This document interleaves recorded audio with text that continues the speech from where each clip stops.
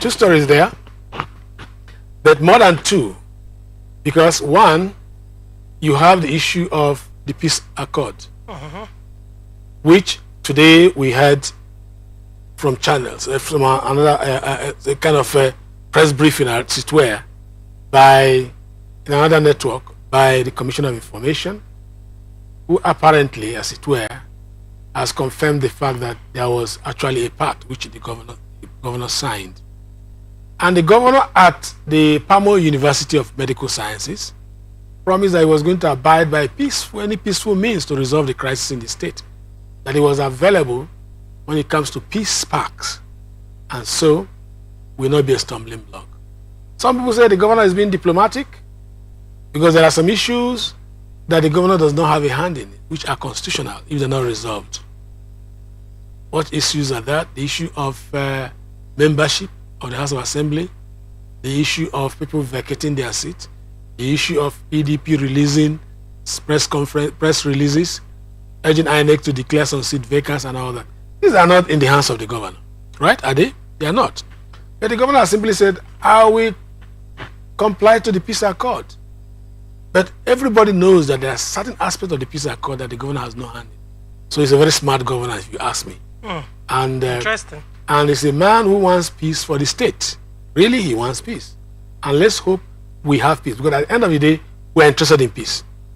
Talking about developing stories too from this, the kind of press statement being issued by the Ijaw national leader, Edwin Clark, don't seem to be very healthy for Rivers State. We see them, a lot of people see it as meddlesomeness. Rivers State is big enough and has enough big heads to intervene into this matter, and they are showing interest. Generally, everybody in the state has almost everybody has risen in defense of what they see as a right of Rivers for good governance, in defense of the governor, in calling for peace in the state. And people from all ethnic nationalities, it's not just about one ethnic nationality. So for people to begin to ethnicize something like this is something that is preposterous. And I think that all externalities in this matter should cease. How did the peace pact come about?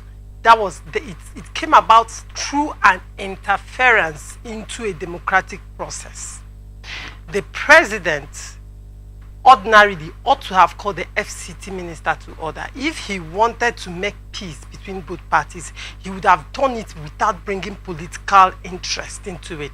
But everything that played out is purely political. That's your interest. That's your part. That is my opinion. Drift, I speak as a citizen of this country. I speak as a citizen, an indigene, a resident of Rivers State. Whatever political decision is made affects me directly.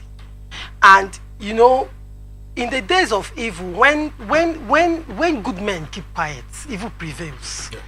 And it's very important that we speak up. We must not have the same opinion, and that's what makes this whole thing interesting. So the perspective I am looking at it is the motive behind that peace pact.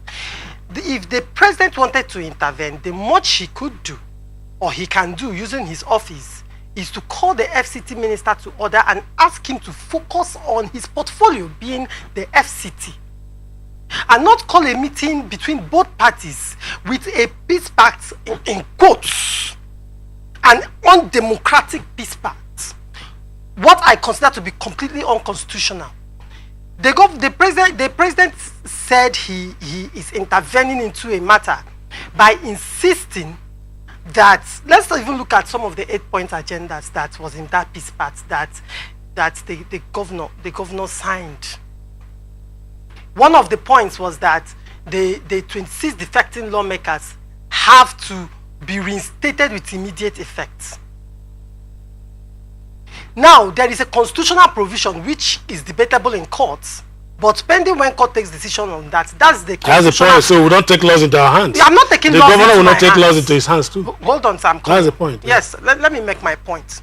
There is a constitutional provision that when these 20 lawmakers defects into another political party without the appropriate reason as given by the Constitution, their seats are vacant. There is a court order already going that Edison Ehe is the speaker.